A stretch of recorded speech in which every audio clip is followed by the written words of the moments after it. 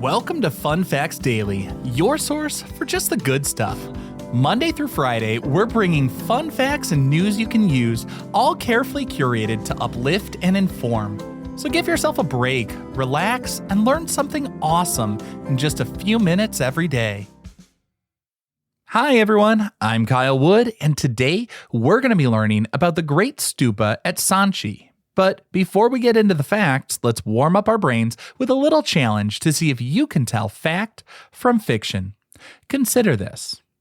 Because the Great Stupa was built to honor the Buddha and teach his followers about his remarkable life, the entire monument is covered in hundreds of beautiful storytelling panels.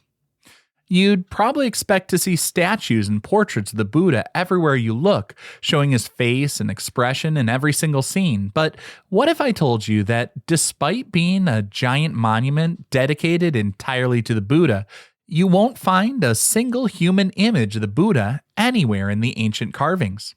What do you think? Is this an actual fact or just too good to be true? We'll find out at the end of the episode.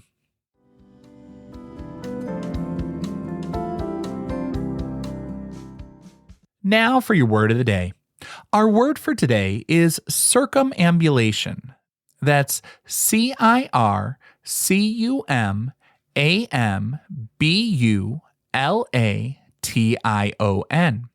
Circumambulation is the act of walking all the way around a sacred object, monument, or idol, typically as a form of respect, meditation, or worship.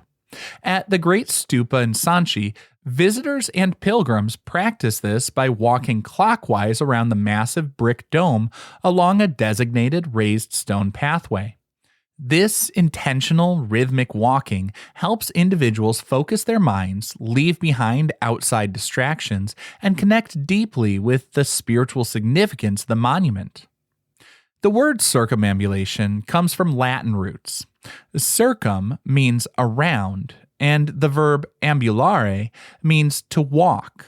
If ambulare sounds familiar, it's because it's also the root for modern everyday words like ambulance, which originally meant a walking mobile hospital, and amble, which, walking at a slow, leisurely pace. So circumambulation is literally walking around.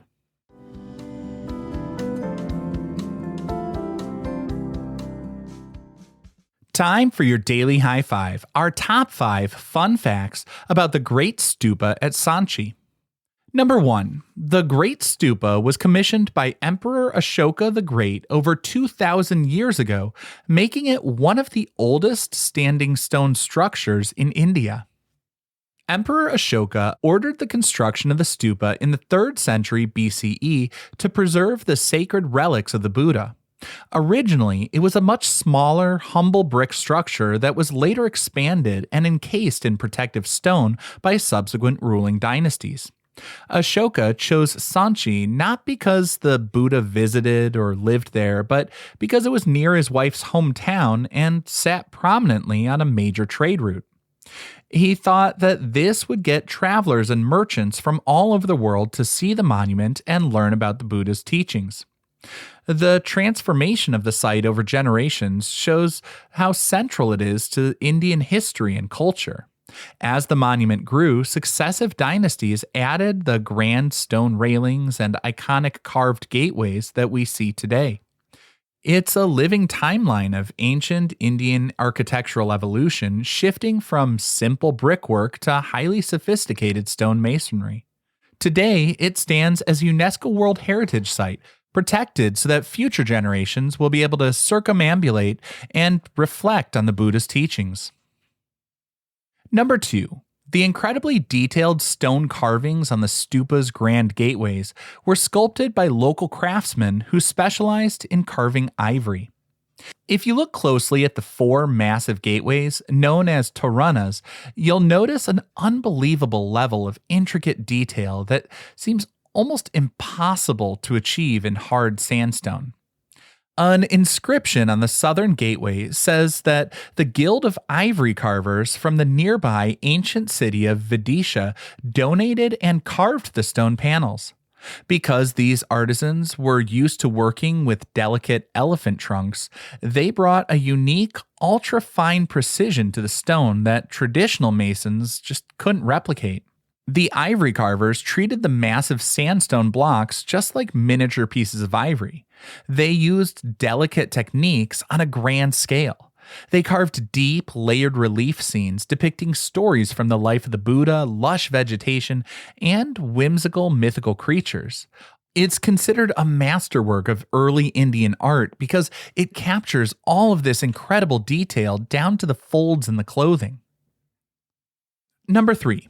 The layout of the Great Stupa is a three-dimensional cosmic mandala that mirrors ancient spiritual concepts of the universe.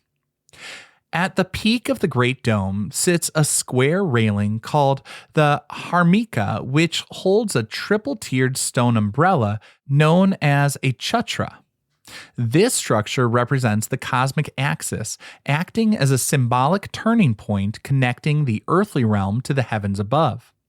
The three distinct layers of the umbrella symbolize the three jewels of Buddhism, which are the Buddha, his teachings known as the Dharma, and the monastic community known as the Sangha. Every single measurement and angle of the structure was carefully calculated to create a sense of perfect geometric balance and harmony. Also, the circular base and pathways create a sacred geometrical map called a mandala when viewed from directly above. This layout guides pilgrims on an intentional symbolic journey through the universe as they walk around the monument.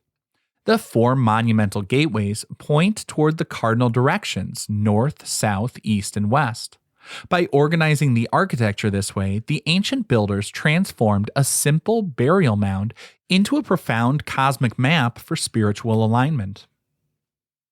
Number 4.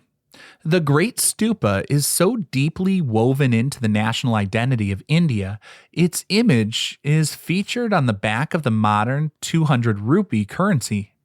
In 2017, the Reserve Bank of India introduced a bright yellow-orange 200 rupee banknote as part of a new currency series celebrating India's rich cultural heritage. If you look on the back, you'll see a beautifully detailed illustration of the Great Stupa of Sanchi, complete with its iconic dome and gateway. The design puts the ancient monument right in the hands of millions of people every day, reminding them of India's profound contribution to global philosophy and architecture. By putting it on a banknote, the government has made sure that everybody is literally carrying a piece of history with them. And our fifth and final fun fact for today. The Great Stupa was actually lost to the jungle for over 600 years until a British cavalry officer accidentally stumbled upon it in the 19th century. As Buddhism declined in India around the 12th century, the thriving monastic complex at Sanchi was gradually abandoned by monks and pilgrims. Over the centuries, nature reclaimed the hill, covering the massive stupas in thick layers of wild jungle, dirt, and vines. It remained completely hidden and forgotten by the outside world until 1818, when General Henry Taylor of the British Cavalry just happened to come across it. He was amazed to find these towering, beautifully preserved stone structures sitting just in the middle of a dense, uninhabited forest. Unfortunately, the initial rediscovery led to decades of amateur excavations and looting by treasure hunters who damaged parts of the site looking for gold. British and Indian officials eventually stepped in during the late 19th and early 20th centuries to properly restore and protect the complex. Led by Sir John Marshall, archaeologists painstakingly repaired the fallen gateways and cleared away the debris to reveal the full grandeur of the site. Today, thanks to this accidental discovery and careful restoration, we can experience the site exactly as it looked thousands of years ago.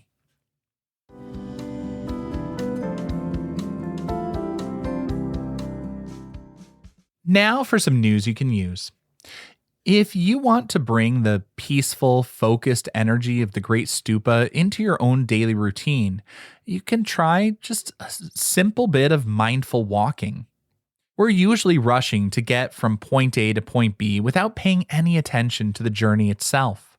To practice mindful walking, find a quiet space inside or outside where you can walk safely without distractions. Walk at a slower pace than usual and focus all your mental energy on the physical sensations of your feet lifting, moving through the air, and pressing against the ground. It's a little mindfulness technique that works incredibly well because it anchors your wandering mind to the immediate physical reality of the present moment. Just like the ancient pilgrims circumambulating the stupa, this repetitive rhythmic movement lowers your heart rate and calms your nervous system. Whenever you feel your thoughts drifting to stressful to-do lists or worries, gently guide your focus back to the sensation of your footsteps. It's a fantastic free tool that can transform a mundane daily activity into a refreshing mental reset.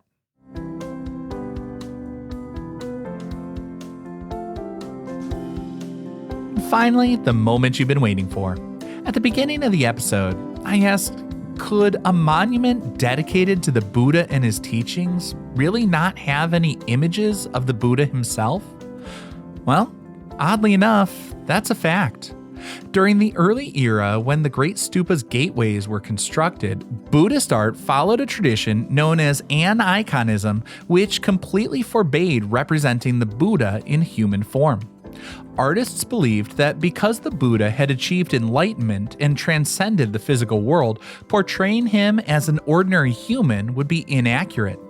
Instead, they creatively represented his presence through beautifully carved symbols that viewers had to decode. For instance, an empty throne beneath a sacred tree signifies the moment he achieved enlightenment under the Bodhi tree. Carved footprints with auspicious wheels on the soles indicate his spiritual travels, while the riderless horse with a royal umbrella hovering over it symbolizes his famous departure from his palace to seek truth. This artistic style forced viewers to contemplate the spiritual essence of the Buddha's teachings rather than focus on the physical human face. Now, I hope you enjoyed learning a bit about the Great Stupa at Sanchi with me today, and be sure to tune in every weekday for even more fun facts. Fun Facts Daily is an Airwave Media podcast. It was written, recorded, mixed, and edited by me, Kyle Wood. Thanks for sharing a part of your day with me. Be sure to follow Fun Facts Daily on your favorite podcast app so you can keep the good stuff coming your way every day. And if you like the show, please do me a favor and leave a kind rating, review, or just tell your friends about it.